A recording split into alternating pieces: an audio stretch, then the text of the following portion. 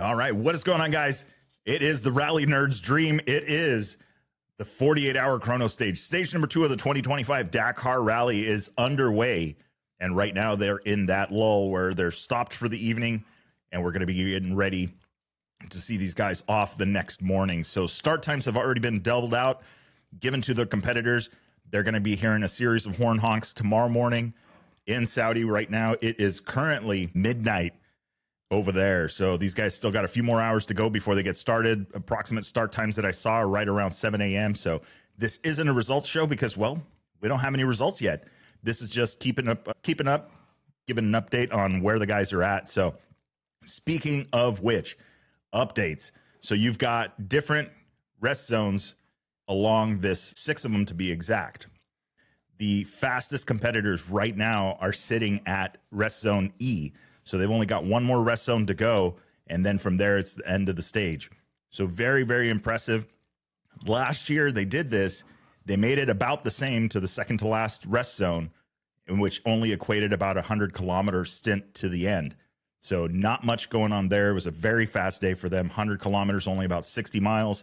For all of these Rally GP guys, it's easy work. So it almost ended up being like 2 whole rest days for them, which I'm sure is, much needed with what these guys are doing. But again, that was halfway through the rally. This time around, this is stage 2. So these guys still are fresh. They still got a lot going on, still getting ready for it. But let's talk a little bit about that. So Rally GP guys right now sitting at the second to last bivouac, or second to last rest zone, which is going to be about a little over 300 kilometers away from the finish line. So this is still a long ways to go for these guys, but let's talk a little bit about it before we give you guys the update of the 21 who are there in the bikes, and then we'll start talking about the vehicles as well. Vehicles, remember, are on a separate course, but they are in the same camp zones as these guys, or the same rest zones.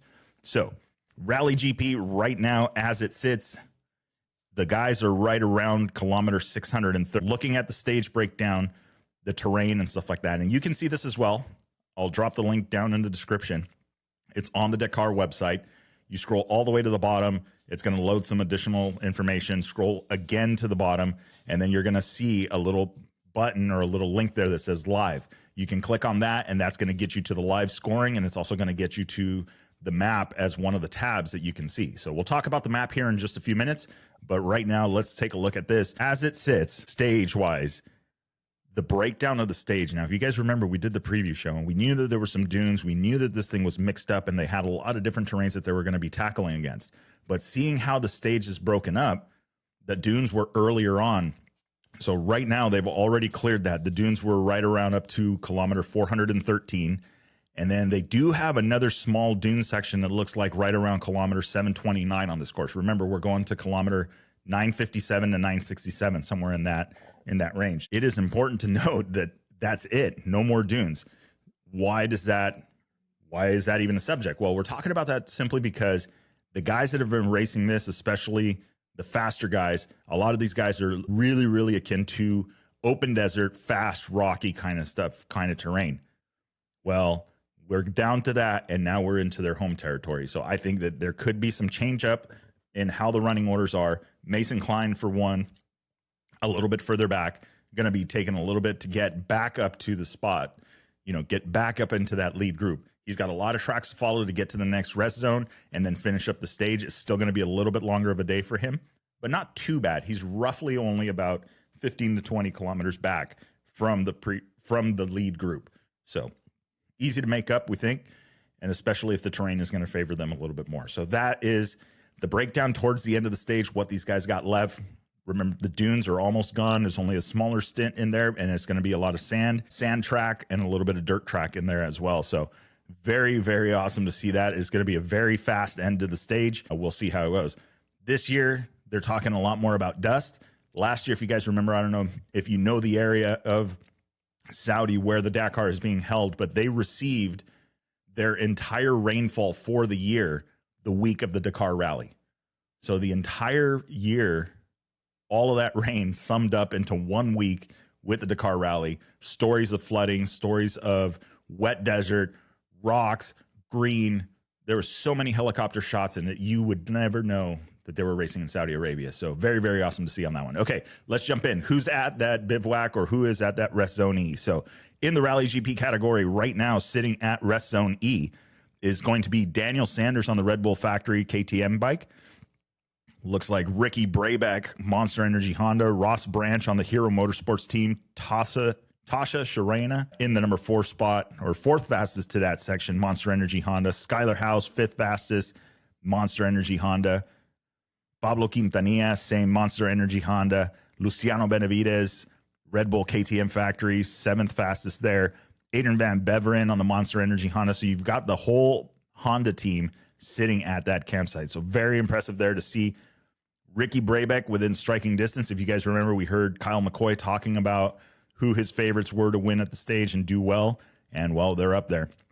You've got Ricky Brabeck with a time of 7:42.36 to get there. And then you've got Daniel Sanders with a time of 7:41.56. So not much time between those two guys. So we could say we still got a ways to go. Tasha Sharena, we already know that. Let's go Van Beveren in the number 8 spot. Cornejo, 9th there. Bradley Cox is also there. He is 10th fastest. Santolino on the Sherco, 11th fastest. Stefan Svitko in the 12th. Michek, 13th fastest. Rudy Gonsalves on the Sherco, 14th. And then it looks like Jager, 15th. Mayo, 6th. Mare on the HT Husqvarna, 17th. Then you've got Luciano Benavides also there. Kevin Benavides. So that is Kevin Benavides actually sitting in at rest zone D with them. So you've got 17 riders from Rally GP there, and then you've got a few of the Rally 2 guys that made it all the way there. Darty, you've got Edgar Canet, Tobias Ebster, and Niels Therick. Those are the 4 Rally 2 guys. So you've got 17 Rally GP and 4 Rally 2 guys all the way there. So very impressive to see. I mean, these guys are, I guess, jockeying for a position in Rally GP for next year. I don't know. So we'll see how it goes on there. It looks like Jacob Argubright, 5th fastest, but he's going to be sitting at Camp Zone D. Milik, Dumatier, DeVasey, Drage, Engel. So a lot of guys making it all the way over to that Camp Zone D or Rest Zone D, and still going to have a little ways to go tomorrow. So still looking at the start times that they have assigned, it looks like we're going to have guys leaving here in about 6 to 7 hours in Saudi. Right now, it is currently midnight, 12:30 to be exact, in Saudi. Right now, 1:28 here in the U.S. on the Pacific Coast. And I don't know. There's still plenty of time. So what do you guys think? Who's going to move up the rankings? Got a lot of ground to cover. So it could be anywhere. All right, let's go take a look at the cars really quick. Same thing. Remember the breakdown. Very similar breakdown left. The cars do have a shorter dune section towards the end of the stage than what the moto guys do, but still a lot of breakdown. Dirt track, sand track, very easy for these guys, very fast, I'm sure. So let's take a look at the cars right now. Let's see here. That is for the Ultimates. We're going to just take the same one. All right, here we go. So in Camp Zone E, we're going to have quite a few guys in the vehicles all the way down to 27. So you've got more cars at Camp Zone E than you do have bikes. Very interesting. So let's take it from the top. Al Rahaji from Saudi, going to be your first there. I got a time of 6:57.03. So remember, slightly longer stage for the vehicles, and they have a faster time there. So again, big terrain, different kind of thing, different areas. Nasser Al-Attiyah also there at E. Ekstrom, 3rd fastest. Legman, 4th fastest. Jacopini, 5th fastest in the overdrive. Boulder Hill, Toyota Gazoo Racing, our boys Toby Price and Sam Sunderland making it there as well. Those guys hanging out. They were 7th fastest to get to the Camp Zone E. I'm just confirming here because all of a sudden they start switching over. So then let's take a look here. Who else do we got going on? Benagas. So we got a lot of them. Mitch Guthrie and Kellen Walsh, 15th fastest. They're sitting at E. Let's take a look. Sebastian Loeb, 17th fastest. He's also there. Ferreira in the 18th spot. He's in the mini. Let's take a look. Seth Quintero is also there, 24th fastest. He is on that Toyota Gazoo, or in that Toyota Gazoo Racing T1 Plus vehicle. And then from there, Carlos Sainz, 25th. Carlos Sainz with a little bit of an incident today, but was able to get it corrected and get back underway. So, and made it all the way to E. So still in the what we would call the lead pack since they're furthest down the course. Then from there, let's see, we got Gutierrez and Moreno in the 27th spot. And then it is Steve and Villalobos in the 28th, and they're their first ones out in Camp Zone D. So very awesome to see this. I mean, there's a lot going on this stage. There's a lot of room left. There's a lot of stuff to go. So again, I think that we're going to see some probably changes towards the end of this. It's going to get really, really fast. I would look to see maybe Seth Quintero, Brock Hager also make up some time. All of the guys that grew up racing in Southern California, I think it's going to very much, or I shouldn't say Southern California, but the guys that grew up racing in the deserts of the West Coast, Southwest United States, will probably capitalize a little bit on rougher terrains, sandier terrains, but not maybe so hot in the dunes. So the dunes have been very challenging.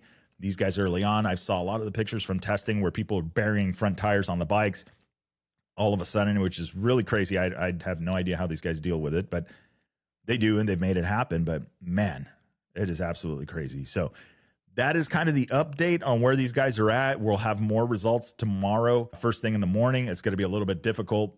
Just right now, it's, again, a lot of guys spaced out, and you have these short stints from campsite to campsite. They could all of a sudden out of nowhere net a huge change, especially if there's trickier notes ahead. So with that being said, guys, don't forget, like, share, subscribe, drop comments, all of that stuff. We're reading them as fast as we can and getting through them. I hope you guys are enjoying the Dakar coverage so far. We'll see you guys in the morning.